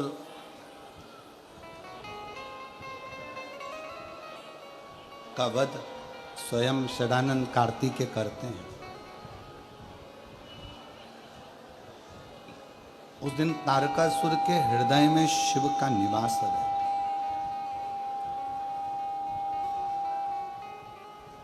संसार में जन्म लेने वाला जितना मानव है, जितना मनुष्य है, सबकी चित्तवृत्ति में शिव समाहित होता है। भारत की भूमि पर एक शिवलिंग ऐसा है जहां स्वयं रावण भी बैठकर भजन करा है, हनुमान जी भी बैठकर भजन करे हैं, राम जी भी बैठकर भजन करे हैं। ऐसे सिंहेश्वर महादेव। ये कथा तो कल विराम हो जाएगी। 17 तारीख को सुबह 8 बजे से 11 बजे तक यहाँ कथा होगी। टीवी पर 1 बजे से 4 बजे तक ही आएगी। इसके बाद में जो कथा सिंहेश्वर बिहार में होने जा रही है, सिंहेश्वर भोलेनाथ का ऐसा प्राचीन मंदिर, उस मंदिर के ही पास में जो पशु मेला ग्राउंड है, उसी ग्राउंड में ये कथा चलेगी। बिहार वालों को भी बहुत कम योग लगता है कथा श्रवण करने का, और संपूर्ण बिहार वासियों को और संपूर्ण उत्तर प्रदेश और झारखंड वासियों को और आसपास के क्षेत्र वासियों को ये मौका मिला है कि नज़दीक में सिंहेश्वर कथा हो रही है। और वो शिवलिंग जहाँ पर रावण भी आराधना करा है, राम भी आराधना करे हैं, हनुमान भी आराधना करे हैं, ऐसे टीवी के माध्यम से भी जो सिंहेश्वर में कथा होने जा रही है, उसका नाम सिंहेश्वर नाथ शिव महापुराण की कथा रहेगी, जहाँ से आप सिंहेश्वर बाबा की एक एक लीला का दर्शन करें, एक एक लीला का स्मरण करें। जैसे तारकासुर की चित्तवृत्ति हृदय में शिव समाये थे, इसलिए उन्होंने वर में भी मांगा कि शिव के पुत्र के द्वारा प्राण छूटे, और शिव पुत्र के द्वारा ही तारकासुर के प्राण गए। जिसमें पशुपतिनाथ व्रत का वर्णन हुआ। 5 सोमवार का ये व्रत रहता है। सुबह जिस पूजन की थाली को लेकर जाते हो, वही पूजा की थाली शाम को भी जाती है। कितने दिए जाते हैं उसमें? 6 दिए। प्रसाद मंदिर में जाकर प्रसाद के 3 हिस्से करना, 6 दिए जमीन पर रखना, 5 दिए प्रज्वलित करना, 1 दिया नहीं जलाना मंदिर में, उस दिए को वापस थाली में रखना।